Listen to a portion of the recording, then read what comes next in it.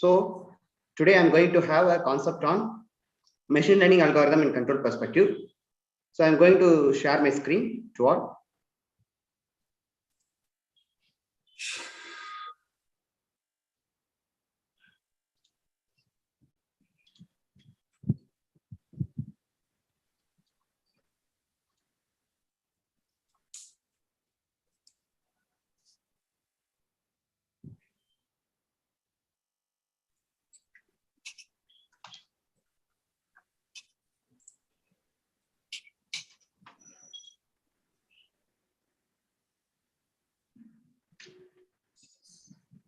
Yes, I expect all of you can view my screen. So anybody has a problem is please intimate me. So all of you can view my screen. I hope. Yes, I hope yes, so. yes. So let me start my proceedings. And the topic for today lecture is machine learning algorithms in control perspective. Why I'm choosing this topic is because the control system is a very old-fashioned one. Because a lot of the research has been done in the control systems, and the new trend, that is artificial intelligence. Actually, the artificial intelligence overshines the control systems, because control systems mostly based on the blocks, more blocks and more mathematical concepts are there. But the new concept called artificial intelligence completely avoiding those mathematical procedures, and simply by means of data they are getting all those things, all those desired things. Whatever, suppose we want to track any signal, or if you want to predict any outcomes for the given situations, so all those things can be easily performed by the artificial intelligence. That's why the artificial intelligence overshines the control systems nowadays, because control system becomes an outdated one because of the artificial intelligence. So I want to merge, I supposed to work on to merge those things, artificial intelligence but control systems. So control systems are classic one, and it is mostly based on the physical based modeling. Physics based model means the model for any system to be controlled is fully based on the first principles concepts or Newtonian mechanics, all those stuffs. And in the control system perspective, we are always dealing with the stability analysis, because that is a very important criteria. Because without stable, we don't need to go for the controllers. Because if we, even though if we have controller, but our system is unstable, then there is no use of having the controllers. And the robustness means all uncertainties. I will talk those uncertainties later. And next one is machine learning algorithms. It's fully data oriented. It is completely avoid of the mathematical things. But its intention is also to predict something, to track something, and to get the desired results according to the user's wish. So I want to merge these two things. One is the classic, that is control system, and another is the modern era, that is a machine learning algorithms, that is comes under the artificial intelligence. So how it works? If you combine both these things, which one is superior? Whether the control system algorithms are superior or the machine learning algorithms are superior? Which one is greater? We are going to see one by one in this chapter. And the traditional control methods, as you all know, if you have any process, the process might be anything. Even if you take a TV is a process and the remote is a controller, we are going to control the TV using the remote. Likewise, if you, most of you guys are unaware of the control systems, that's why I'm giving this basic definition. And most of your system is fully biased on the dynamics of the system. Dynamics are nothing but the internal behavior of the system, how your system behaves for the set of inputs. And states are nothing but the internal behavior of the system. So in order to analyze those dynamics, you need a rigorous mathematics, especially Newtonian mechanics, Euler's equation, Lagrange equations. So all those stuffs are needed to explicitly evolving the system dynamics. And to get a perfect modeling is always cumbersome, because we're going to model for a system, which means that model mimics the behavior of the system. But perfect modeling is always not possible, because I am like myself only. If I want to be like other person means, then I'm not perfectly replace other person. Like that. Model is nothing but it represents the behavior of other system. If you take a fan, if I want to model a fan, the model is nothing but a blueprint of that fan. But it doesn't behave like the fan always. We can't use that model to get air. Okay, likewise, simply I am saying. And these are the classical feedback control systems. External observation is what we are supposed to give. Suppose if you have the television, if you have the remote, if you switch on it, and if you want a certain channel, that is called your external observation. That is external input. And the kinematic controller. The kinematic controller is the internal behavior of the system, how you control the internal behavior of the systems. Because mostly we never use this kind of control techniques for our all applications. Suppose if we are using a refrigerator and all those things, the internal behavior is doesn't known to us. We are always going to control the external behaviors. So next one is the dynamics. Next one is the dynamic control. The dynamic control thing was here. This is a controlling mechanism. Now we are going to control your physical system. The physical system is nothing but in our case is this TV or a television, sorry, TV or air conditioner or refrigerator or anything. And the internal observation is nothing but the sensing. It's a sensor device. Actually, we are getting some output, but we want our output to be like the desired one. Suppose if in a TV, if you want a channel of 5, but it is now it is channel 1. So through observation means our eye will be act as a sensor. Our eye can see that TV channel. Okay, now the TV is showing the channel 1, but I want channel 5. So through this internal observation, I can change the internal behavior of the TV, but that doesn't known to us because that is the internal behavior. Through this dynamic controller, and also through this internal observation, most sensing equipment, we will get the perfect outputs. Actually, this is the basic concept behind the control system. It is one of the feedback mechanisms. That's what the feedback mechanism is useful in the control systems. And next one is the machine learning techniques. Actually, machine learning techniques, how we perform this task. Suppose a remote is needed for the TV to operate, but if it is an artificial intelligent TV, it will automatically switch on to the channel what we trying to wish to see. Suppose if I want to see the cricket channel always, once I enter the room, the TV itself analyzes that, okay, this person wants this channel. So the people of this house always used to watch this channel. So automatically it will move to that channel without need of a remote and without any human intervention. So that is called machine learning techniques. It's somewhat quite a bit advancement to the control systems, because in the control system, we need a system and we need this internal behavior. For that internal behavior, we need mathematical concepts.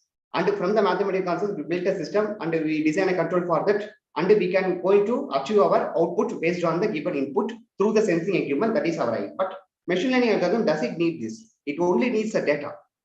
It only needs the data about the television channels. Okay, these people always used to watch the cricket channel, or these people always used to watch the news channel. So automatically it will switch over to the channel.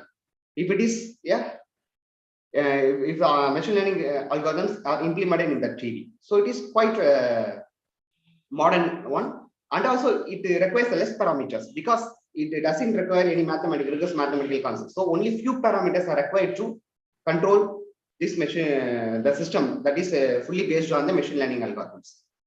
And the lack of stability proofs, that is one of the biggest disadvantage of the machine learning algorithms, because here it doesn't bother about the stability, but that is very, very important because our system always wants to be stable.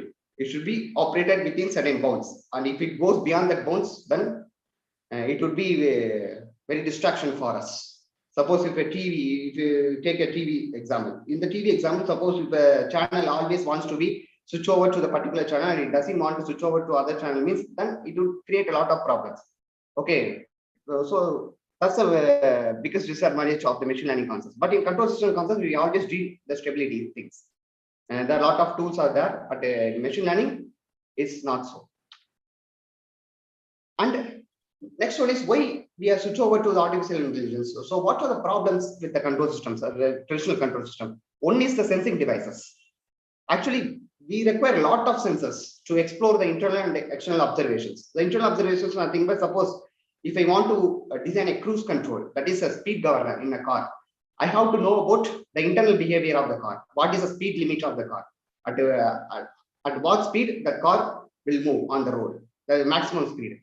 That is called the internal behavior. For that, I need a sensing device to sense the maximum speed of the sensor. How much gas pedal you press on the car, and it creates a thrust force to move that car. And we need some external observation. External observation means the external things. There are things out of the car, the road conditions. Suppose an obstacle in that road, say a person suddenly crosses the road. So these are the external observations. So for that, we need different kind of sensors.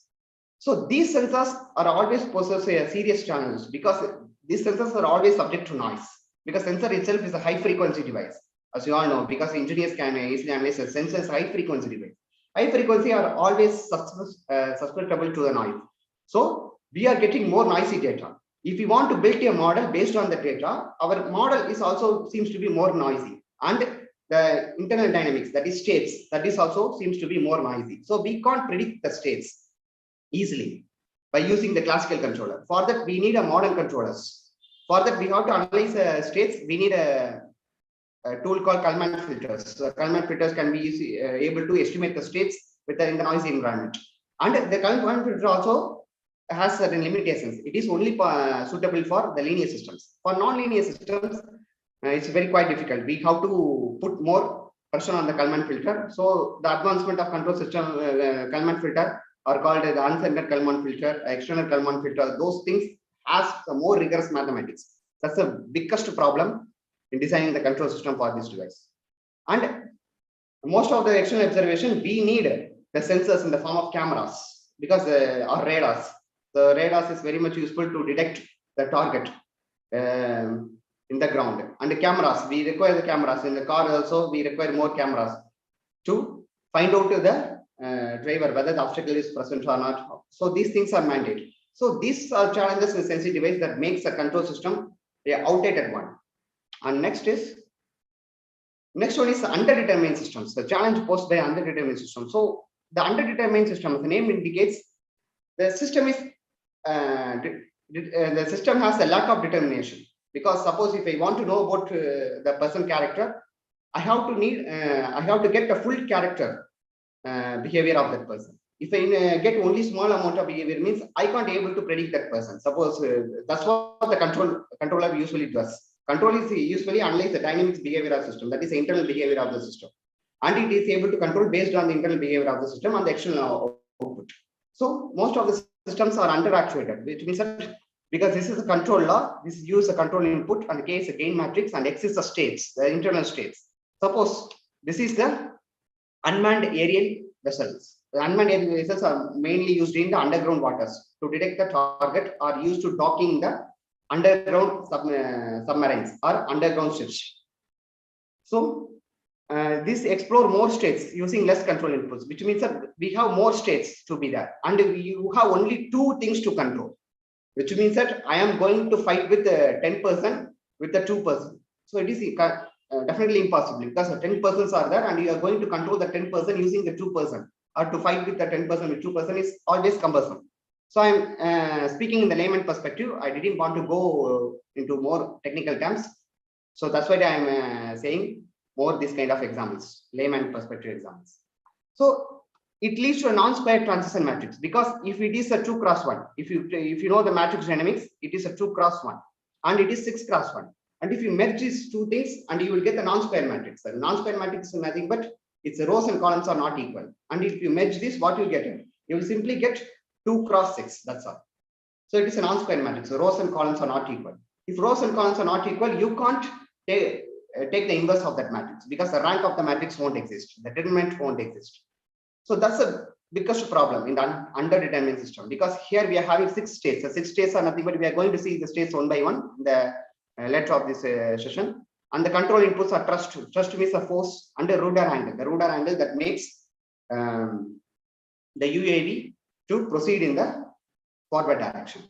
So for those things, we require the 2 control inputs to control the 6 states. That is highly impossible in designing the controller based on the mathematical perspective. We have to put more pressure on the controller, and the controller itself makes a more complex, and we are putting our controller to be more complex. So next thing, the machine learning, the ML in control systems, machine learning concepts. And as I already told you, the several components in the control loop are coupled with mathematics, which means that all the components are represented by transfer functions or differential equations. Mainly, the first thing is the differential equation, and the transfer function is the easiest way to represent that differential equation in algebraic format. So several components in the control loop are coupled with the mathematics, and machine learning provides certain tools.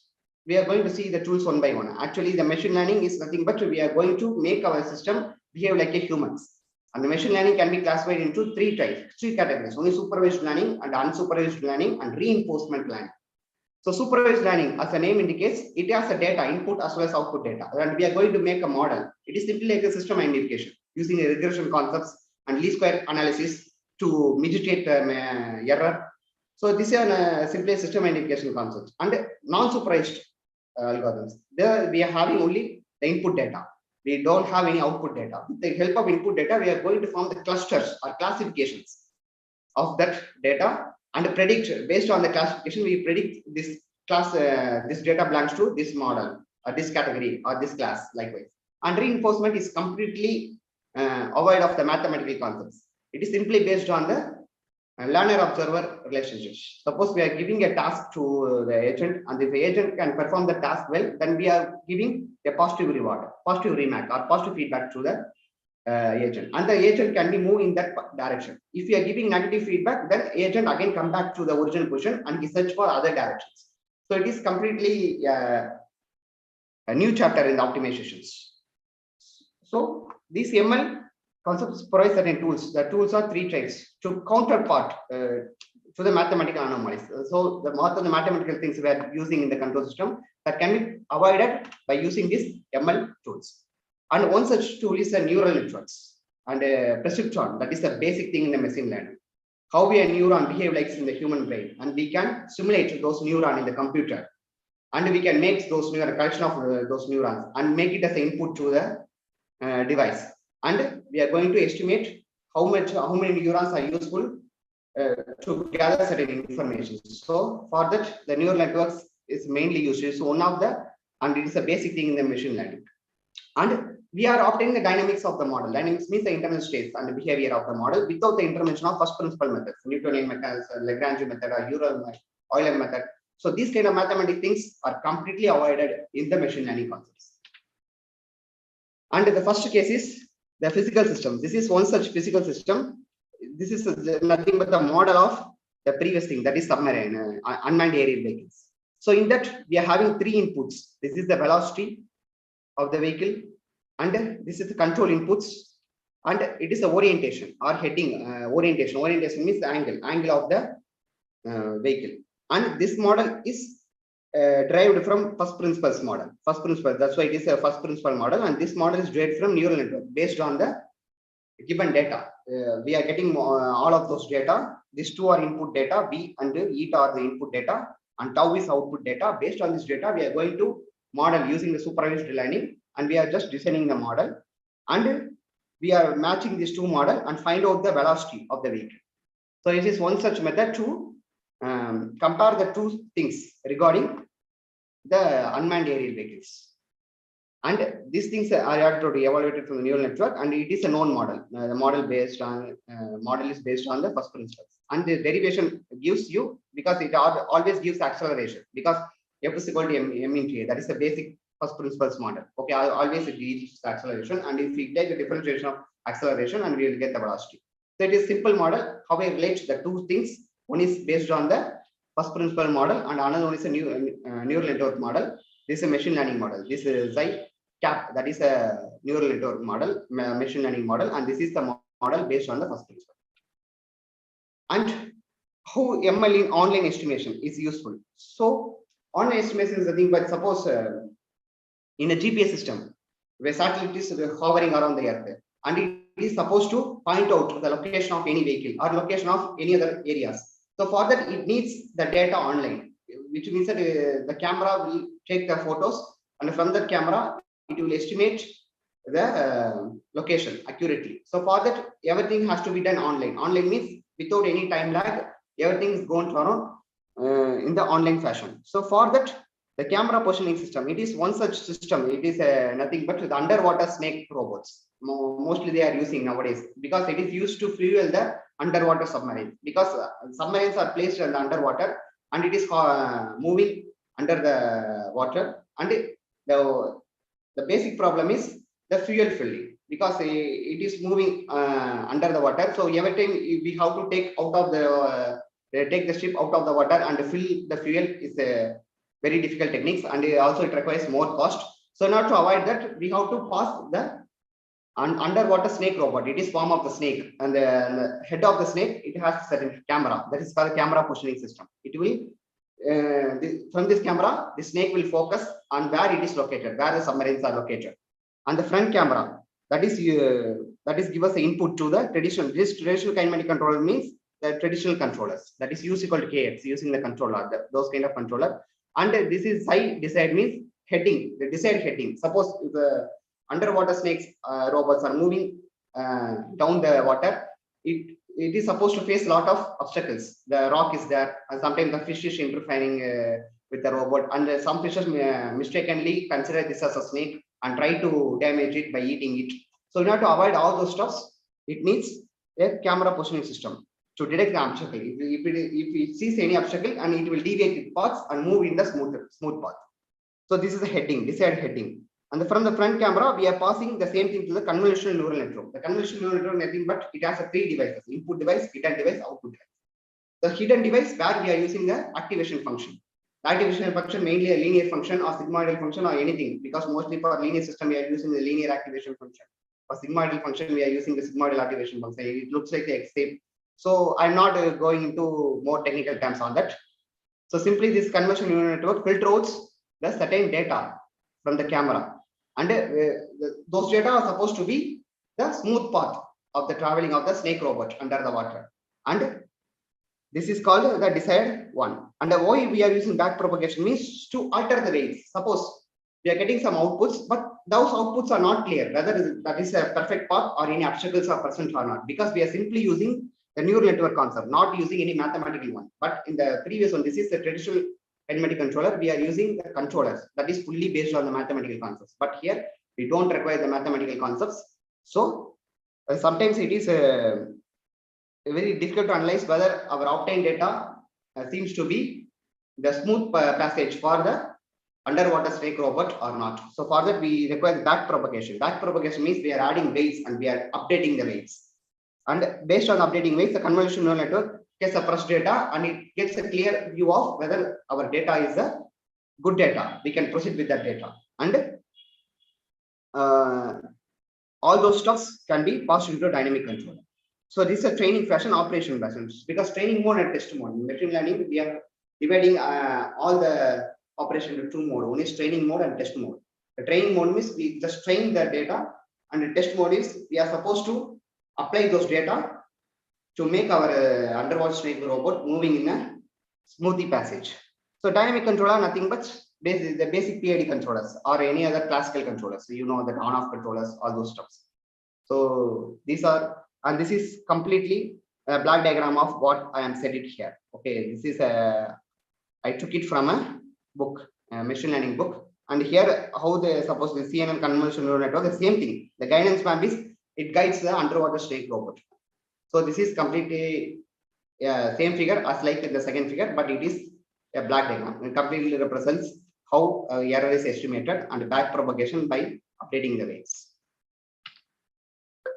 And the first thing is a case study with the speed controller for unmanned aerial vehicle. So I just take on case studies, and it is nothing but the speed controller. We are going to design a controller to control the speed of the unmanned aerial vehicles, and especially in the water we are calling the unmanned robots, because unmanned aerial vehicle means automatically it moves. There is no driver for it, or there is no human intervention for this. So that's why we call this as unmanned aerial vehicle. So here we are replacing the dynamic controller. Previous thing we are using dynamic controller. Sorry. Previously we are using the dynamic controller, and here we are completely replacing dynamic controller with ML in loop neural network. We are going to use a neural network as a controller that replaces our dynamic controller, because our dynamic controller always based on the mathematical concepts, and a neural network is simply based on the data only. We no need of mathematical things stuffs. And neural network is trained to mimic the behavior of dynamic controller. And as I already told you, it is going to act as a dynamic controller. What a dynamic controller acts, because it acts as from the error signal. From the error signal, it is going to act on this error signal and makes our system to move in the desired path. The 6 states are illustrated.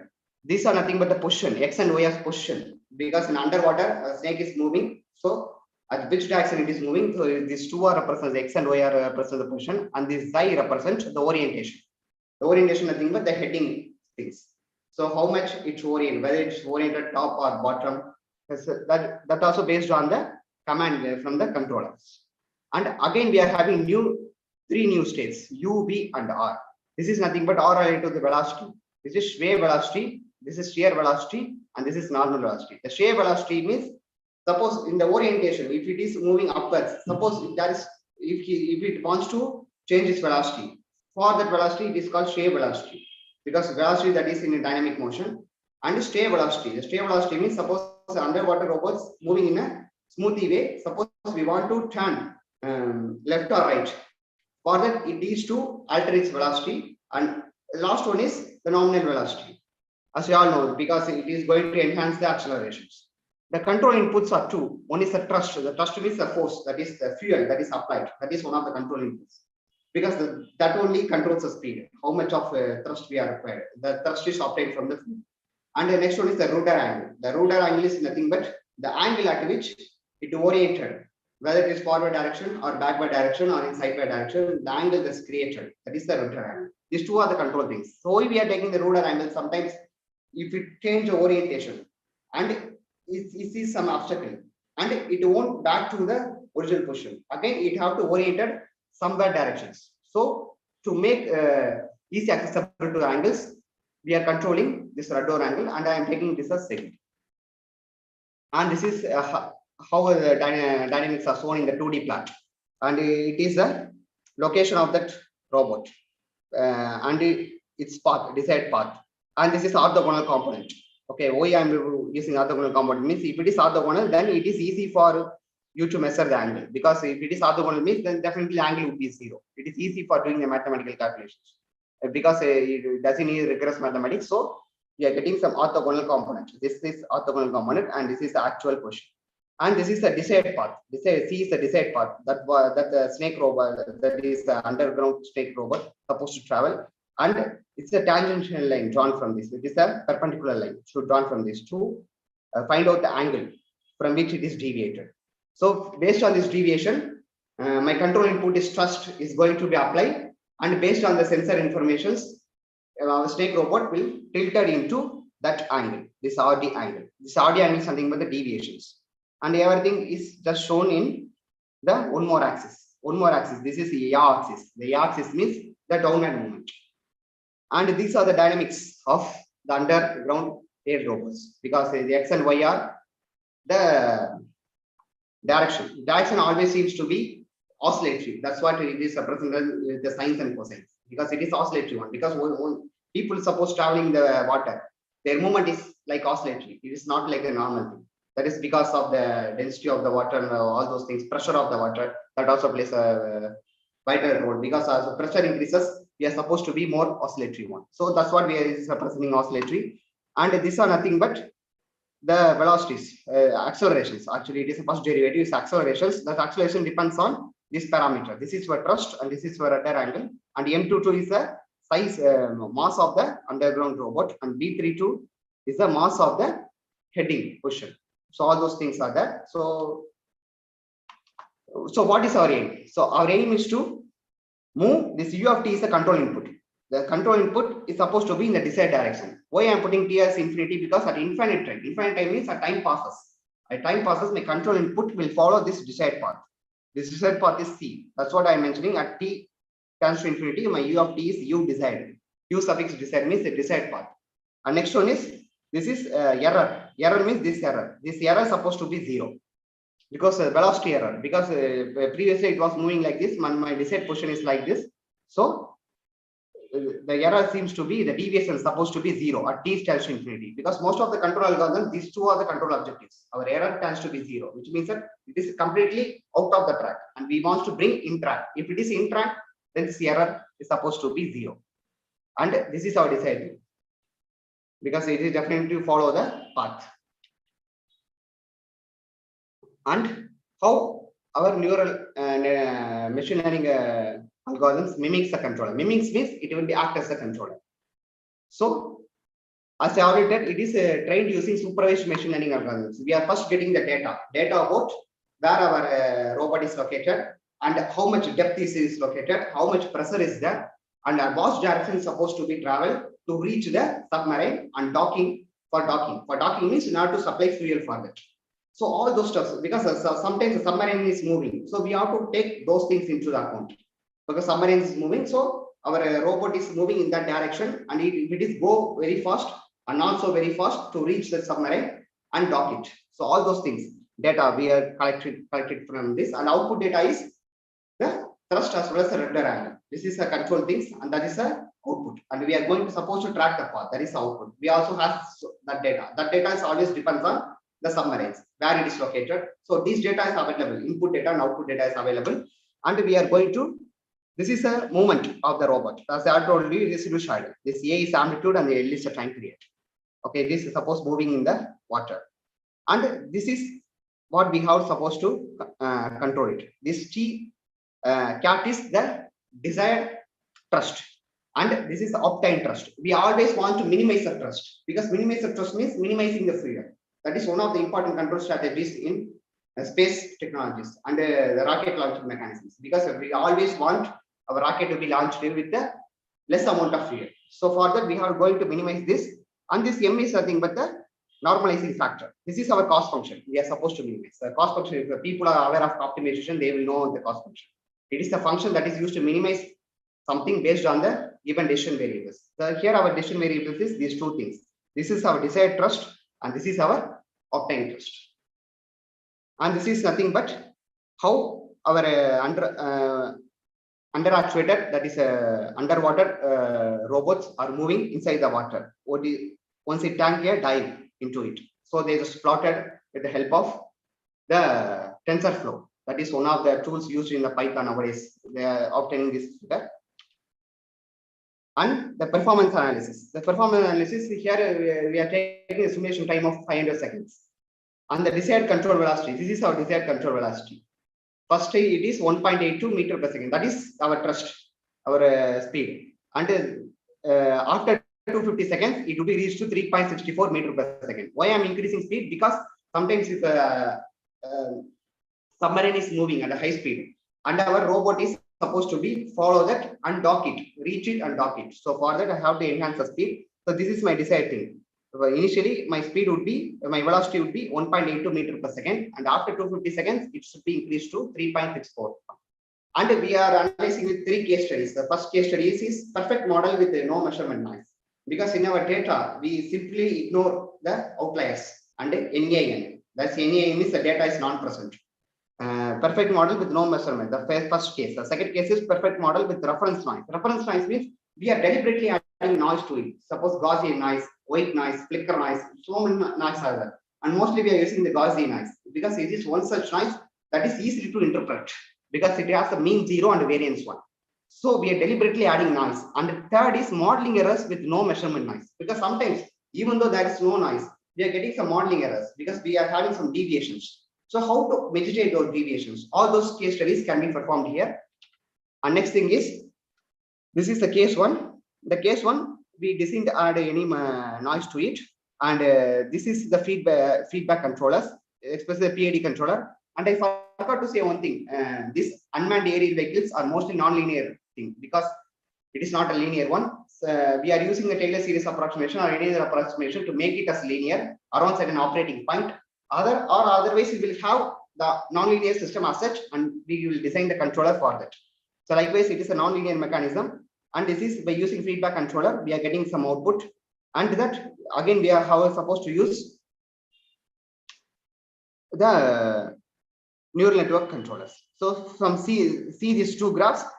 From these 2 graphs, here the time constant is supposed to be increased as compared to this one, and here we are supposed to add noise for the nominal controller as well as the neural network controllers here, adding some Gaussian noise here. So that's why the data seems to be more nice. And this is how much deviations from the desired path. How much of deviations is desired path. This is our final thing. How much deviation has to be done. That has to be evaluated in the final that case, because without adding the noise. Because that's why without adding noise. If you add the noise, definitely there will be deviations. If you look at this, it won't be settled smoothly, which means that our desired output is not equal to the actual one, and our error is not supposed to be equal to 0. From you look at this, our error is not supposed to be equal 0, because by adding noise we always have this problem, and without adding noise, how much deviation we are going to get, because here we see we have more deviation in the nominal controller. Sorry. In the nominal controller, we are having more deviations, and here the deviations can be mitigated somehow. That is a modeling errors. The modeling error is sometimes the parameters we are measuring seems to be wrong. So for that purpose also we are getting more modeling errors.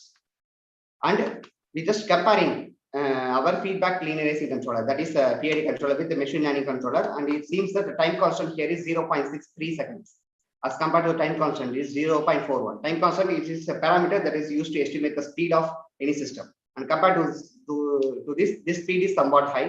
And settling time is the final time. The final time where the response reaches a desired set point. The set point suppose we are supposed to give, that is peak cat, I supposed to say no, that is called the settling time. So here it is 4.5 seconds it reaches, and it is 3.15. And RHP zeros, right hand side of zeros, actually it is normally deals with the non-minimal phase systems. It is one of the biggest problem in designing controller for non-minimal phase system, because non-minimal phase system means we are no longer adding any delay into the system. If we are adding means then it would become unstable, because whatever components we are adding in the control system, everything is called delay. So non-minimal phase system means we are not supposed to add any delay, because that's why it is called non-minimal phase, because you are not able to add any phase shift to the system. So that's what it is now. RHP 0, its value is 1. Here zeros are nothing but the numerator of the transfer function, because mostly people are not knowing the control system, they are not unaware of this. So I didn't want to dive much more into this. And here it is RHP zeros are 0, which means that it is minimal phase system. So we are adding more delay. So how much delay we are supposed to add? That will be calculated using Bode plot. And I think if you hear about the Bode plot, how much phase you are supposed to add, how much gain you are supposed to add before you are making your system to be unstable. So everything can be compared with that Bode plot. But that is also technical aspect, fully technical aspects. So I am not going too much into that. And Euclidean norm, it is a true norm. It tells how it deviates from the desired path.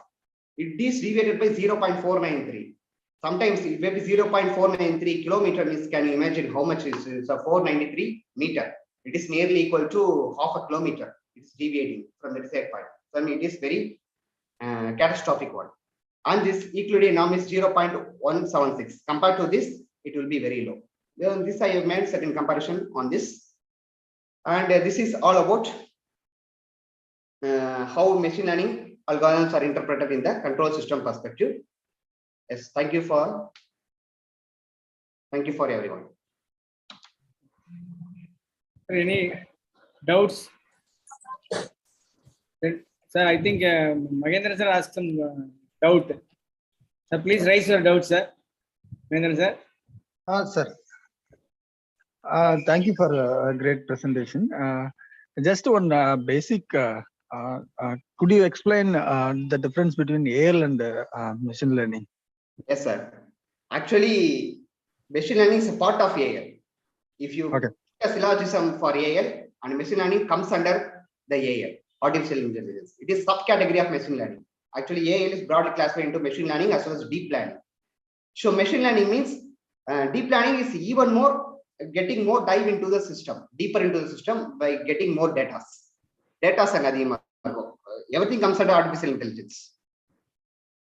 Artificial intelligence வேற ஒண்ணும் இல்ல, machines வந்து நம்ம computer வந்து அதுவா think பண்ண வைக்கும். We are going to think any machines like our humans. இது மெஷின் லேர்னிங் அல்காரிதம் எப்படி யூஸ் பண்ணணும்னா, we need any model. ஏதோ மாடலை வச்சு பண்றது மெஷின் லேர்னிங். மாடலே இல்லாம இப்ப நியூரல் நெட்வொர்க்ஸ்லாம் டீப் லேர்னிங்ல தான் மேக்ஸிமம் வரும். கண்ட்ரோல் சிஸ்டம் மெஷின் லேர்னிங்ல அதிகமா வராது நியூரல் நெட்வொர்க்ஸ். ஸோ மாடல் இல்லாம வெறும் டேட்டா மட்டும் வச்சுக்கிட்டு ஹியூமன் பிரெயின் மாதிரி அதை இன்டர்பிரேட் பண்ண வைக்கணும்னா we are going for deep learning, sir. Computational modeling machine learning என்ன difference, sir? So computerized modeling நம்ம set of procedures follow பண்ணுவோம், set of algorithms. அதாவது நம்ம சில கண்டிஷன்ஸ் கொடுப்போம், லூப்பிங் கண்டிஷன்ஸ் அந்த மாதிரி எல்லாம் சில இதை கொடுத்து பண்ணுவோம், ப்ரீ டிஃபைன் கண்டிஷன்ஸ் கொடுத்து பண்ணுவோம். பட் இதுல அப்படி கொடுக்க மாட்டோம். இப்போ உதாரணத்துக்கு நம்ம வந்து இப்போ வாஷிங் மிஷின் எடுத்துக்கிட்டீங்கன்னா, இப்போ நார்மல் வாஷிங் மிஷின்ல எவ்வளவு வாஷ் பண்ண முடியுமோ அது வரைக்கும் தான் வாஷ் பண்ணும். பட் வாஷ் பண்ணிட்டு அதுக்கப்புறம் அது ஈவன் க்ளோத்ஸ் சரியா இதாகாம இருந்தா கூட அது குறிப்பிட்ட டைம் வரைக்கும் அதோட ஃபங்க்ஷன் முடிச்சுட்டு அவ்வளவுதான் திருப்பி நம்ம கொடுத்துரும். பட் நம்ம இந்த ஆர்டிஃபிஷியல் இன்டெலிஜென்ஸ் மூலியமா ஒரு வாஷிங் மிஷின் இது பண்ணோம்னா, it will clean the vehicles until unless it will remove all the dirties in our clothes. அந்த மாதிரி ஒரு இதா இருக்கிறது. இப்ப நாம ஹியூமன் மாதிரி பிஹேவ் பண்ண வைக்கிறது. So that's what the computer means predefined conditions. கொடுத்து நம்ம பண்ண வச்சா அது இது. இந்த predefined conditions கொடுக்காம டேட்டா வச்சுட்டு அதுவாவே கண்டிஷனை செட் பண்றது. அதுதான் machine learning. Okay. Thank you very much for your nice presentation, sir. Thank you. Thank you, sir. Thank you. Good, sir. Any other doubts, sir? I invite Dr. Rajaprasanna, the Honorary Secretary, to the vote of thanks. Thank you, Chairperson. Respected members, today who attended this technical lecture through video conferencing or online virtual mode. Good evening to all of you. Really, it was a wonderful lecture by Mr. Rajaprasanna about the machine learning algorithms in control perspective from Nadar Saraswathi College of Engineering and Technology, Theni. Though we are here in Tanjavur, due to these technological advancements, a person from Theni is able to give a technical lecture today to our local center. Really, it was very wonderful, and on behalf of Tanjavur local center, I thank Dr. Rajaprasanna for his wonderful lecture about this topic. And really, it was very informative about, as Dr. Mahendran asked, what is the difference between, still there sometimes will be confusion about what is machine learning, what is about artificial intelligence. Because these two terms are very common nowadays. In every field, the artificial intelligence is playing a big part.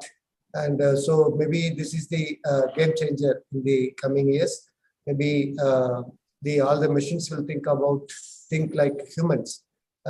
So it will be very useful for the whole engineering field. So definitely, I thank you very much for this wonderful topic to select and present. And also I thank all the members who have presented through video conferencing presence. Definitely, it may be useful to you also. And also I thank the immediate chairperson and the present chairperson for coordinating all the program through virtual conferencing. Thank you very much. Maybe if there is announcement, Chairman may announce about the next meetings.